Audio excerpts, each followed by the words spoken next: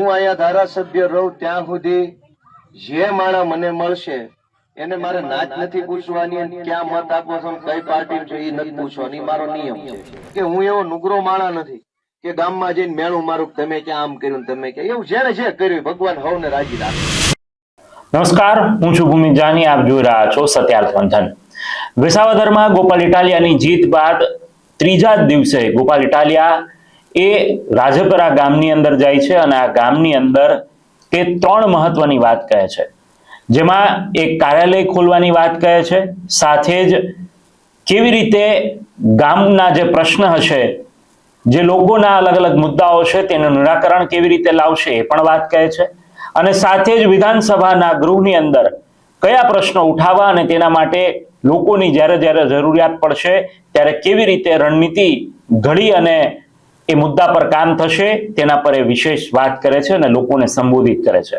એક તો સૌથી પહેલા જ્યારથી તેઓ ચૂંટાયા છે ત્યારથી ગામડાનો પ્રવાસ એ દરરોજ કરી રહ્યા છે, અને આ બધા જ વચ્ચે અન્ય ધારાસભ્યોએ પણ ક્યાંક હવે ગોપાલ ઇટાલિયા જેવી રણનીતિ અને ગોપાલ ઇટાલિયા જેવો વ્યવહાર અપનાવવો પડશે તેવું પણ લાગી રહ્યું છે, કારણ કે ગામડાની અંદર ચૂંટાયા પછી અત્યાર સુધીમાં મહદઅંશે કોઈ ધારાસભ્ય એક ગ્રામ્ય વિસ્તારમાં પ્રવાસ નથી કરતા, જેમનો મત લીધો હોય છે તેવા મતદારોને એ મળતા નથી, અને એવી જ ફરિયાદ લોકો તરફથી અનેક વખત મળતી હોય છે કે અમે ચૂંટ્યા પછી ધારાસભ્યને અહીંયા જોયા નથી.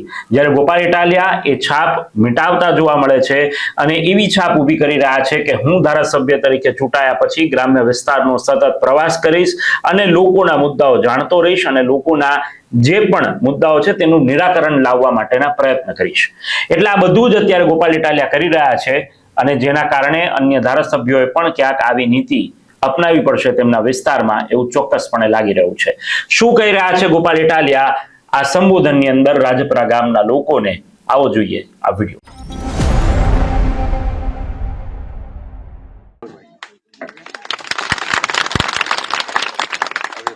અહીંથી થોડા પેલા બેનું દેખાય એવું થવા જ છોકરા બેન પૈસા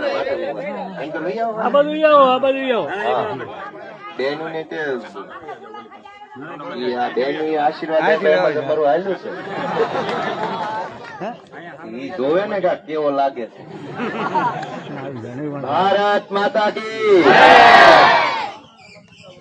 આજે આપણા રાજપરા ગામના સૌ ગામજનો, આગેવાન શ્રીઓ, ગામના વડીલો, ગામના યુવાનો, આપણા માતાઓ બહેનો, બધાનો હું બે હાથ જોડીને ખૂબ ખૂબ આભાર વ્યક્ત કરું છું. બધાને મારા નમસ્કાર.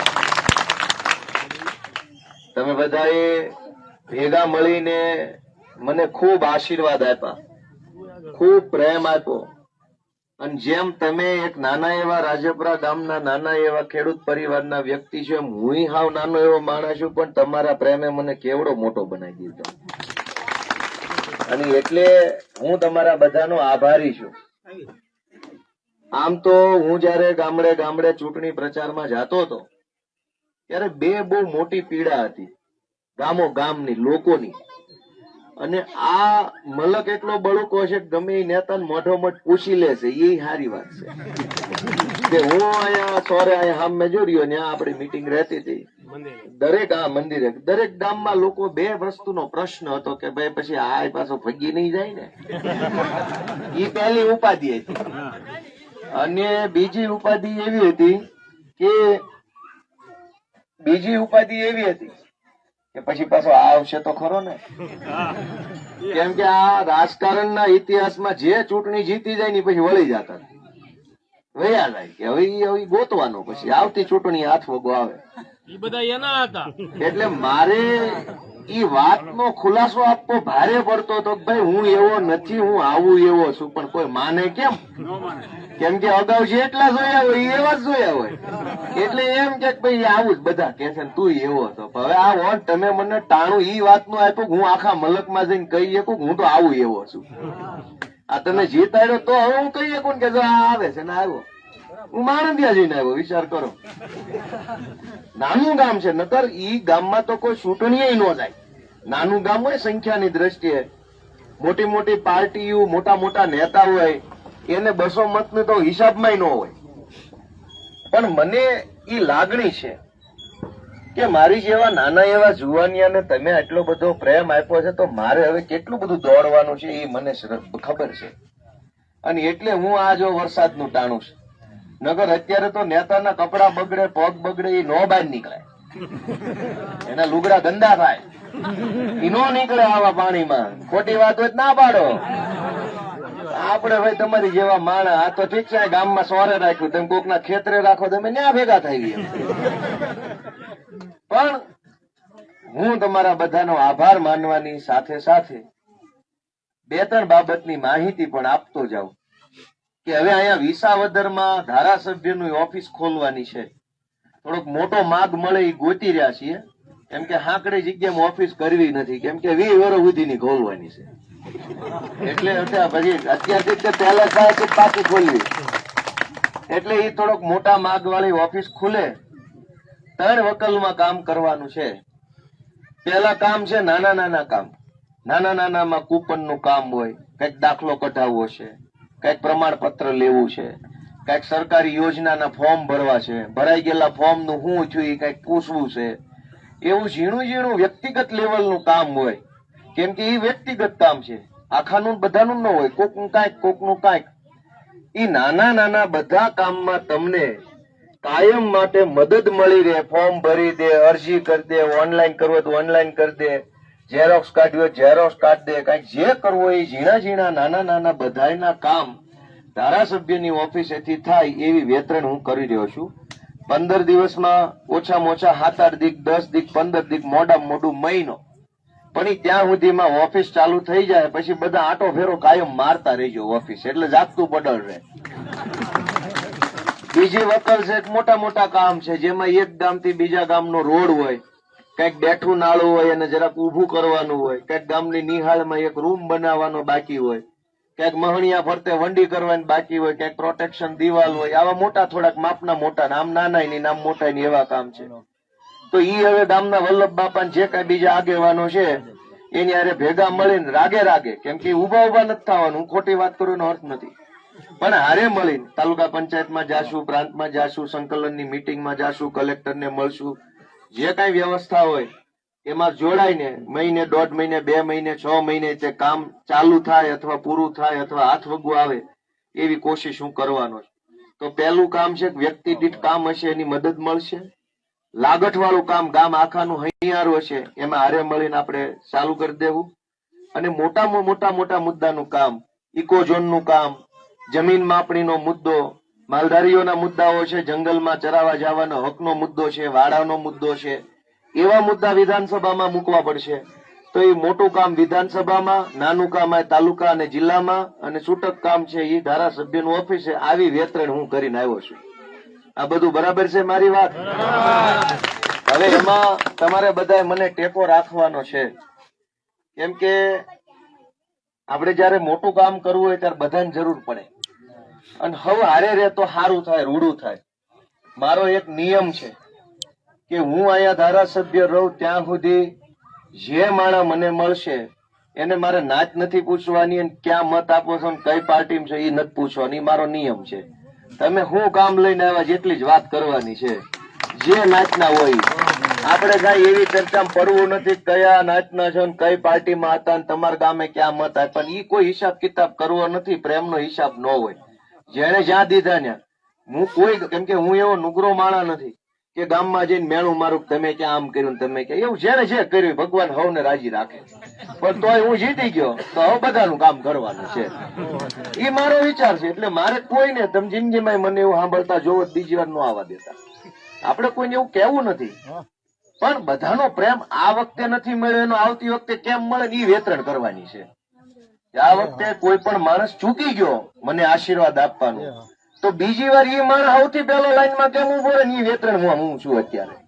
અને એટલે એમાં તમારા બધાના આશીર્વાદની જરૂર પડશે. તમે બધા બહુ માયાળુ માણસો છો, બહુ મહેનતુ ને બહુ સારા માણસો છે આ મલકમાં. એમાં જેમ ગીરની ઓરા હોય એમ તો બહુ સારા માણસ છે ભાઈ.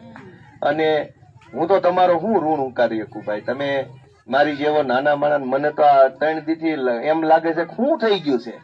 હવે આપણે ગામમાં રોજ ગામના સોરે આટા મારતા હોય, કાલથી કોઈક ધારાસભ્ય કેવા મને કેવું લાગે? હવે એમ પડે કે આપણે બનીએ કેવી, કેમ કે આપણે બધા નાના માણા. ભાજપમાં ને કોંગ્રેસમાં તો કેવડા મોટા મોટા નેતા છે. કરોડપતિ માણસો, હારા હારા લુગડા પહેર્યા હોય, મોટી હારી હારી ગાડીઓ, ટોળું બંધ માણસો પડખે ફરતા હોય, પોલીસ વાળા, એને બધું એમ લાગે કે મોટો માણસ. હવે બે દીથી બધા સાહેબ સાહેબ કરે. મેં કીધું આમ કેમ થાય છે? આપણને એવું ફાવે નહીં. પણ તમે બધાએ બહુ આશીર્વાદ આપ્યા છે. હું ઋણી રહીશ આ મલકનો, બધા માયાળુ માણસોનો, બધી નાતનો, બધા સમાજનો, કે તમે અમારી જેવા માણસ ઉપર ભરોસો કર્યો અને અમે એમાં ખરા ઉતરશું. કેમ કે તમે વિચારો કે આખા ગુજરાતમાં લોકો આમ થાકી ગયા, નેતાથી જ થાકી ગયા. આ પહેલી વાર એવું થયું.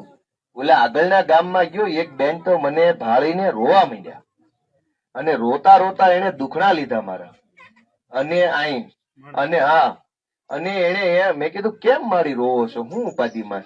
કાંઈ કે ઉપાધિ નથી, આખી જિંદગી વહી ગઈ. આ પહેલી વાર ધારાસભ્ય અમારા ગામમાં જોયો. કે મારી જિંદગી વહી ગઈ, મત આપી આપીને પ્રચાર કરી કરીને કોઈ દી જિંદગીમાં ધારાસભ્ય કેવો હોય ની જોવા નથી મળ્યો. ને અમારા નાના ગામમાં તો હારો તલાટી નથી આવતો. તને ભાઈ ક્યાં અહીં પડખેથી જોયો, તને અડીએ ક્યાં, તારા દુખણા લઈએ ક્યાં, ને એ વાતનું કે અમને હરખનું રોણું આવ્યું છે. તો મારા માટે કેવડી એની હકીકતની વાત છે. ઓલા ભાઈ ફોટાઈ લીધા છે માડીના. તમે વિચાર કરો કે નાના માણસને શું જોઈ? પ્રેમ જોઈ, સાથ સપોર્ટ જોઈએ. કોઈ ક્યાં તમારી ભાઈ બંગલા માંગ્યા? કોઈ એક ભાઈ ગોપાલભાઈ બધાને એક એક બંગલો કહી દો. આપણે વાલ તો આપી શકીએ, માણાને સન્માન આપી શકીએ. ગામડાનો નાનો માણા હોય મોટા આગેવાનને જોવે તો હરખાઈ જાય, કોટામ રહે. અત્યાર સુધીના નેતા ઈ નથી કરી શક્યા.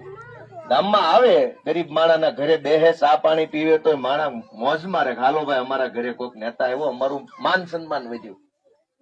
તો હું રાજપરા ગામના સૌ આગેવાનોનો, યુવાનોનો, વડીલોનો બધાનો હૃદયપૂર્વક આભાર માનું છું. આ કઈ પહેલી વાર આવીને પૂરું નથી કરવાનું. હું પાછો ફરીથી બે ચાર વારે આવવાનો છું. એટલે એમ નથી કે આવી ગયા એટલે હવે પછી આવતી ચૂંટણી. મારી પાસે મોટી જવાબદારી છે. મારી પાર્ટીમાં મારી પાસે રાષ્ટ્રીય હોદ્દો છે. એટલે મારે દિલ્હીના અને અમદાવાદના ધોળા બહુ રહે છે. એ સિવાય તે હવે હું જીત્યો છું એટલે બધા જિલ્લામાંથી બહુ ફોન આવે છે કે એકાદ વાર તમે અહીંયા આવી જાવ, તમારું સન્માન કરવું. બધી નાતમાંથી ફોન આવે છે. એટલે મારી દોડધામ બહુ રહેવાની છે. પણ અહીંયા આપણા આગેવાનો ગામ દીઠ બે પાંચ આગેવાનો છે, એને જવાબદારી હોપવાની છે. થોડોક આજે 15 દી પાટે ચડે એ પછી બધી ગામ દીઠ જવાબદારી હોપીને હરેશભાઈના માર્ગદર્શનમાં આપણે કામ કરવાના છીએ. હરેશભાઈ અમારે આમ આદમી પાર્ટીના જિલ્લાના પ્રમુખ છે, નાના કોટડાના વતની છે, અને આખી ચૂંટણીમાં એને બહુ સંચાલન સારું કર્યું છે. તો મારી તમને એક જ વિનંતી છે કે તમે તમારી જવાબદારી બહુ સારી રીતે નિભાવી દીધી. તમે લાઈનમાં ઉભા રહ્યા, તમે બટન દબાવ્યું અને મારી જેવા જુવાનિયાને આગેવાની હોપી છે. તમારું કામ પૂરું થઈ ગયું છે. હવે દોડવાનું કામ મારું છે. હું દોડતો રહીશ. જ્યાં તમે કહેશો કે નહીં કે તમને નહીં ખબર હોય ને એવું સારું કામ હું દોડીને કરતો રહીશ. પણ એક વિનંતી એવી છે કે ક્યારેક કોઈક કામ એવું આવે કે 500 જણા લઈને ન જાવ ત્યાં સુધી સાંભળે નહીં. કોઈક કામ એવું આવી જાય કે મારે ગામની જરૂર પડે, હાલો બધા હારે, તો તેથી હું તમને વિનંતી કરું તો જેની અનુકૂળતા હોય ને એટલા આવજો ખરા, એવી મારી અત્યારે વિનંતી છે. તમને કોઈ નથી દોડાવવાના. એ તમે કામ કરી લીધું એ તો મારે દોડો. પણ ક્યારેક એવું ટાણું આવે કે કોઈક બહુ મોટું એવું કઈક આવી જાય, ઘટના આવી જાય, કોઈ કઈ એવો મોટો સાહેબ આવી જાય, કઈક એવું પરિસ્થિતિ હોય અને 50 જણા લઈને જવું પડે. તેથી હું હાથ જોડીશ કે ભાઈ બાપા આવો બધા જેની જેની અનુકૂળતા હોય. તો તેથી આપણે ગામની હાજરીમાં જાશું ને જે કાંઈ હશે એ. પણ મારી તમને એક ખાતરી છે કે કોઈ પણ કામની પાછળ બે પરિબળ હોય. દુનિયાનું ગમે એવડું મોટામાં મોટું કામ કેમ ન હોય, સરકાર બનાવવાનું કામ હોય કે સરકાર ઉથલાવવાનું કામ હોય કે રોડ બનાવવાનું કામ હોય, એની પાછળ બે મહત્વના પરિબળ હોય. પહેલું પરિબળ માણસનો ઈરાદો, નિયત. જો નિયત સારી હોય, ઈરાદો સારો હોય તો દુનિયામાં કોઈ પણ કામ અશક્ય ન ગણાય. પણ ખાલી સારો ઈરાદો હોય તો થોડું કામ થાય. એનો પ્રયત્ન કોણ કરે? હું તમને બે વાતની બાંહેધરી કરું છું કે જે કાંઈ 2-2.5 વર્ષનો સમય વધ્યો છે એમાં જે કાંઈ કામ હું કરવાનો છું એમાં મારો ઈરાદો ક્યારેય ખરાબ નહીં હોય. એ વાતની 1000% ગેરંટી છે. મારી ખરાબ નિયતથી કોઈ કામ નથી કરવાનું. કોઈ કામમાં ખરાબ નિયત, ખરાબ ઈરાદો, ખરાબ દાનતથી હું કામ નથી કરવાનું. અને પ્રયત્ન ઓછો નહીં હોય, સારી નિયતથી કરીએ, સારો પ્રયત્ન કરીએ, પછી માં બેઠી છે એ સારું કામ આપણે હાથે કરાવીએ એવી શ્રદ્ધા રાખીએ. આપણે પાછળ ઉભેલા બહેનો, અહીંયા ઉભેલા બહેનો, અહીંયા ઉભેલા બહેનો, બધાનો હું ખૂબ ખૂબ આભાર વ્યક્ત કરું છું. ગામના બધા વડીલોનો આભાર વ્યક્ત કરું છું. તમે બધા આટલું માન સન્માન આપ્યું એ બદલ હું ઋણી છું બધાનો. પાછો ગામમાં ફરીથી થોડુંક ટાણું લઈને આવીશ, ત્યારે પાછો ફરીથી મળશું. અને હવે હું આવતો જાતો રહીશ અહીંયાથી, એવું કઈ નથી. ત્યાં સુધી હું બધાની રજા લઉં છું. આ ગામમાં છોકરા મને બહુ જાજા દેખાય છે. કેટલા છોકરા ચારે બાજુ, અને એ સારું છે ને, ભવિષ્ય છે, ભારતનું ભવિષ્ય છે. નહીં એટલે સારી વાત કહેવાય. એટલા છોકરા આપણી પાસે હોય એ સારી વાત છે, મૂડી છે. ગામ મોટું થાય, મૂડી છે આપડી. અને એટલે બધાનો ખૂબ ખૂબ આભાર. તમે બધા આવ્યા, બધાને મારા રામ રામ, જય માતાજી, જય Shri Krishna. સત્યાર્થ મંથનની YouTube channel subscribe કરવાનું અને બેલ આઇકોન પ્રેસ કરવાનું, સાથે જ સત્યાર્થ મંથનનું ફેસબુક પેજ લાઇક અને ફોલો કરવાનું અને ઇન્સ્ટાગ્રામ પેજ સાથે જોડાવાનું પણ આપ ચૂકશો નહીં. અત્યારે બસ આટલું જ. મને આપશો રજા. આપ જોડાયેલા રહો સત્યાર્થ મંથન સાથે. નમસ્કાર.